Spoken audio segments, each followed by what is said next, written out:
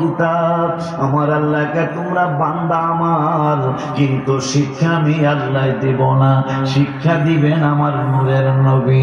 কি রে, আমার নবী নাকি আপনাদের যে ইমাম সাহেব বক্তব্যের হুজুর, এইটা কি লেখাপড়া ছাড়াই কি আলিফ বাতাসা শিখাইতেছে? লেখাপড়া ছাড়াই কি আপনাদের হুজুরে আপনাদের ছেলে মেয়েরে কোরআন শিখাইতেছে? উত্তর চাই, লেখাপড়া কইরা শিখাইতেছে নাকি লেখাপড়া জানে না হুজুরে? হ্যারেই রাখছেন ছেলে মেয়েদেরকে শিক্ষা দেওয়ার জন্য। উত্তর দেন, হুজুরে লেখাপড়া যিনি মানে শিক্ষা দিব, হ্যাঁ লেখাপড়া। তা আল্লাহ কইতেছে কোরআন আমার, শিক্ষা আমি দেব না, শিক্ষা দিব আমার হাবিবুল্লাহ। নবী লেখাপড়া না জানলে শিক্ষা দেবো কেন? কথা তো একটা যুক্তি থাকতে হবে,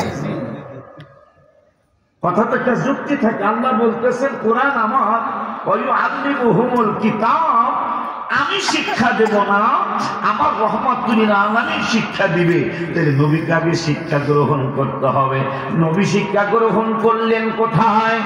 একজন শিক্ষক, একজন ছাত্র সারা বিশ্বের সমস্ত ভার্সিটি, সারা জীবনের সারা বিশ্বের সমস্ত ডিগ্রি কলেজ, সারা জীবনের সারা পৃথিবীর সমস্ত ডিগ্রি মাদ্রাসা, সারা বিশ্বের সমস্ত দাখিল মাদ্রাসা, সারা বিশ্বের সমস্ত হাই স্কুল গুলি, সারা বিশ্বের সমস্ত প্রাইমারি গুলি, সারা বিশ্বের সমস্ত ইবতেদায়ী গুলি যদি একসাথ করা হয়, ওই ভার্সিটির একটা কোণার সমান হবে না।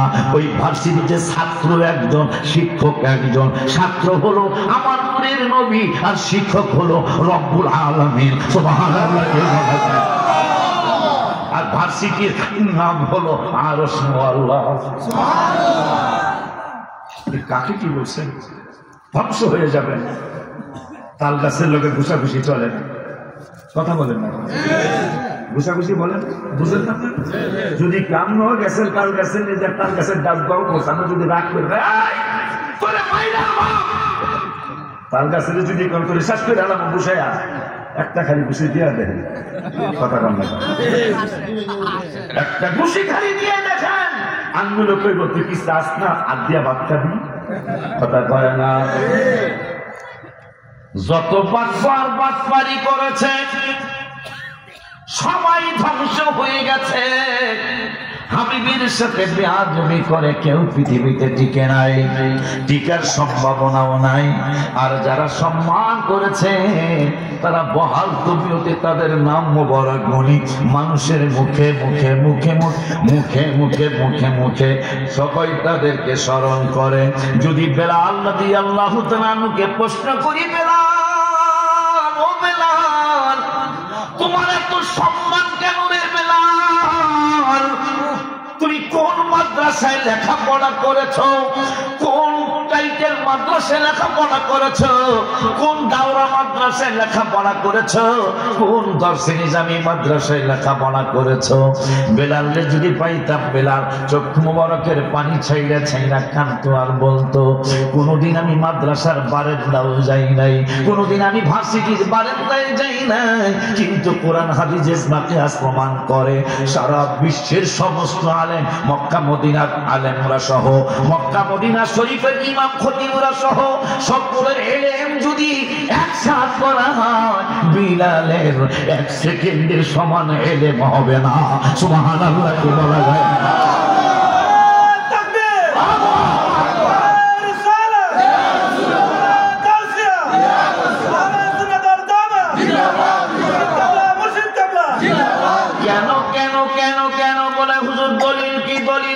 মুসলিম শরীফ, কোন শরীফ?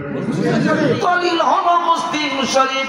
নূরে ইসলামের সাহাবাজ বান্দা বলল, নবী গো, নবী গো, নবী গো, ইয়া রাসূলুল্লাহ সাল্লাল্লাহু আলাইহি ওয়াসাল্লাম, মায়ের নবী গো, সাহাবীদের মাঝে আর আপনার উম্মতের মাঝে সম্মানের দিক দিয়ে কতটুকু ডিস্টেন্স? সুবহানাল্লাহ।